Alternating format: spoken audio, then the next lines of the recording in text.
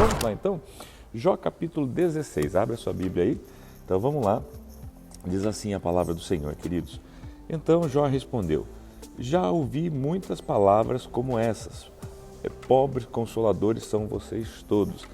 Deixa eu só trocar aqui, isso, vou pegar aqui. É que eu tô com uma mão aqui, eu tô com o iPad e a outra mão eu tô com a Bíblia, entendeu?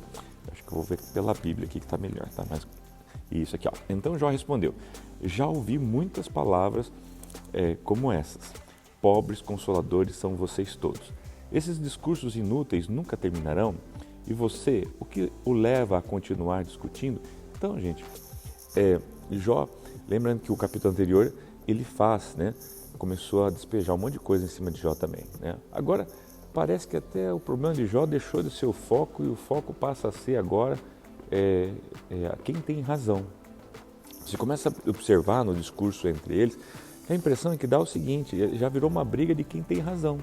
Quem tem razão, quem consegue estar mais próximo do entendimento correto do que está acontecendo, do que Deus fez na vida de Jó. Porque é Jó tentando se defender, os amigos tentando apontar para Jó um erro, uma falha, uma responsabilidade disso tudo. Então agora a gente observa que parece que o foco até deixou de ser o Jó e na verdade assim, até um pouco de insensibilidade.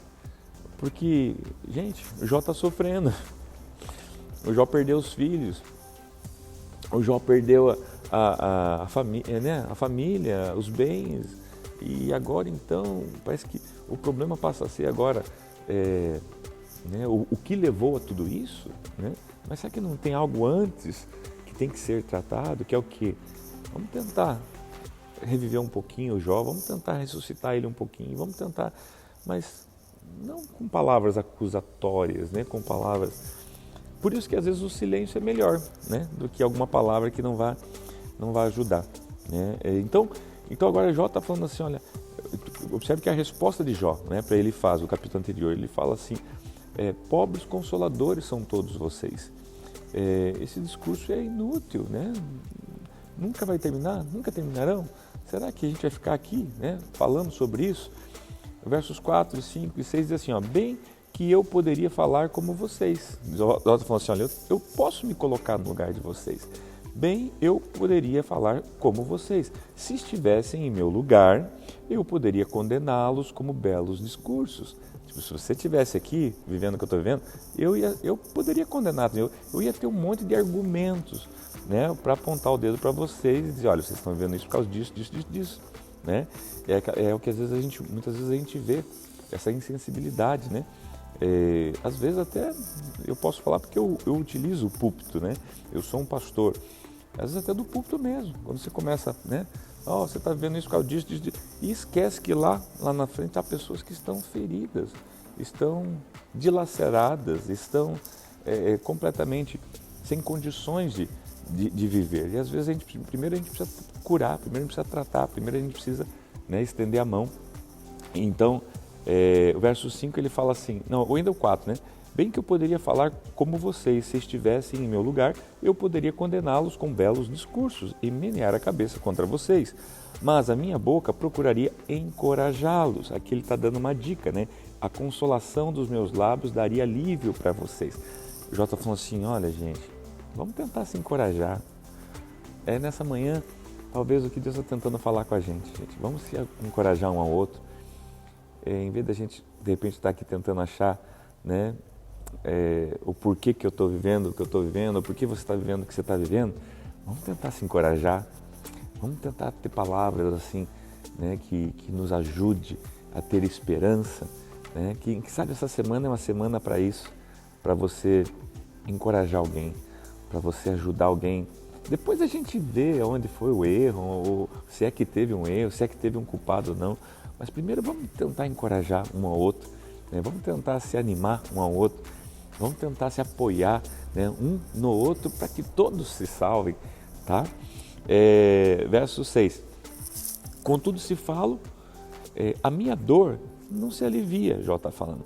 Se me calo, ela não desaparece. Se falo, sabe aquela coisinha, falar é terapêutico. Ele falou assim, olha, no meu caso não.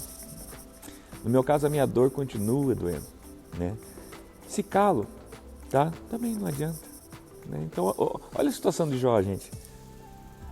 Se ele cala, dói. Se ele fala, dói também. Né? E o que fazer? Né? E o que fazer? Versos 6, eu acabei de verso 7. Sem dúvida, ó Deus, tu me esgotaste as forças, deste fim a toda a minha família. Tu me deixastes deprimido, e o que é uma testemunha disso? A minha magreza se levanta e depõe contra mim.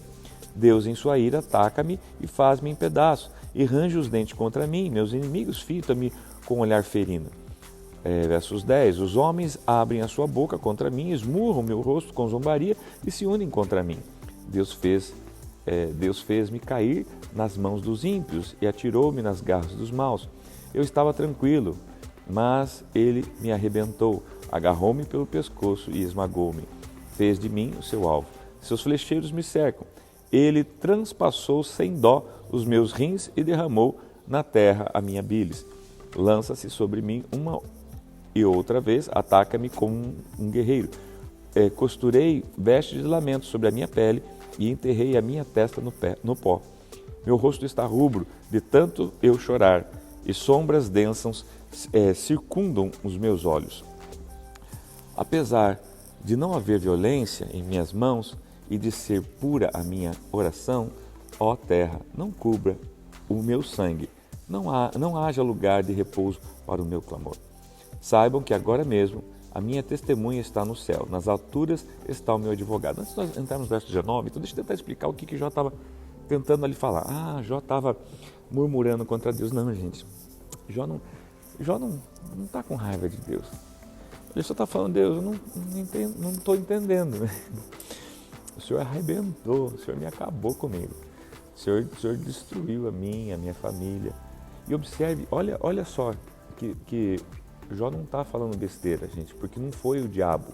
O diabo foi autorizado por Deus. Né? Foi Deus. Tá? E Deus também não está sendo injusto com Jó. Porque, assim, se Deus autorizasse Satanás tocar a mão em Jó, sendo Jó inculpável de nada, então Deus seria mau. Então, na verdade, assim, ainda que Deus olhar para Jó e fala assim, meu servo, né, homem íntegro, justo, temente a Deus, tá? Isso não significava que ele não tivesse também as suas debilidades, né, os seus erros, os seus pecados. Então, assim, Deus também não foi mau. Deus só permitiu que Satanás, né, tocasse Jó. Jó tinha, assim, legalidades, permitia, assim, que isso pudesse ser feito, sem que Deus fosse mal por isso, tá? E também para mostrar, gente, assim, como um homem, mesmo um homem que sofre e cai na mão de Deus, se ele realmente é apaixonado por Deus, ele ama Deus, ele não vai negar a Deus. Em nenhum momento a gente vê Jó negando a Deus. Ao contrário, você vai ver na sequência depois ele dizendo que ele não vê a hora de estar com Deus, ele não vê a hora de olhar para Deus, né? Você não vê Jó assim, com raiva de Deus. Não. Você só vê Jó falando assim, ó, tipo, Deus, eu tenho ciência que o Senhor me escolheu. Me escolheu para apanhar, me separou para alguma coisa que eu não entendo agora, mas para ser o teu alvo, para ser a pessoa que o Senhor escolheu para esse momento, talvez ir para a cruz. Em outras palavras, é isso que ele está tentando dizer. Mas eu não estou aqui defendendo Jó, ao contrário, eu estou aqui mostrando para você o seguinte, que ele está reclamando. Não, ele está abrindo o coração para Deus. Mas em nenhum momento ele nega a Deus. Você não vê ele rejeitar a Deus. Você não vê ele falando, ó Deus, por isso eu não te quero. Não, ao contrário. Apesar de tudo isso, e eu saber que é o Senhor que está permitindo, por alguma razão que eu não entendo agora, né, eu continuo te amando. E eu não vou, jamais, me permitir viver longe, distante de ti. Ah, gente, isso me empolga muito. Tá? Olha só agora que interessante a consciência do Jó, do verso 19 até o 22, gente. Porque o 19 fala assim, ó, saibam que agora mesmo a minha testemunha está nos céus. Isso aqui Jó está falando. Eu tenho uma testemunha no céu, ele está falando. E quem é essa testemunha que Jó está falando, hein? Tá? Nas alturas está o meu advogado. Ele fala, essa testemunha também é advogado.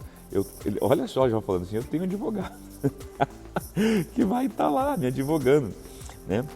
O meu intercessor. Olha só, gente. né, o meu intercessor é meu amigo.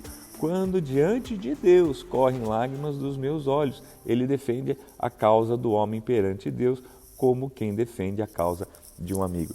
Gente, balancei aqui. Gente, ele está falando de Jesus, ele está falando, né, do Senhor. Então, olha só que coisa maravilhosa. Ele está dizendo, olha, eu tenho, e se porventura eu tiver alguma coisa que eu precise ser defendido, eu tenho alguém lá ao lado, né, do Deus Todo-Poderoso, Criador dos céus e da terra, que advoga por mim, mas não só advoga, que intercede por mim. E tem mais, ele é meu amigo. E se eu precisar, ele está lá. Gente, que revelação linda de Jesus. Eu falo, meu Deus, como é que Jó conheceu Jesus? Como é que Jó sabia que tinha esse intercessor?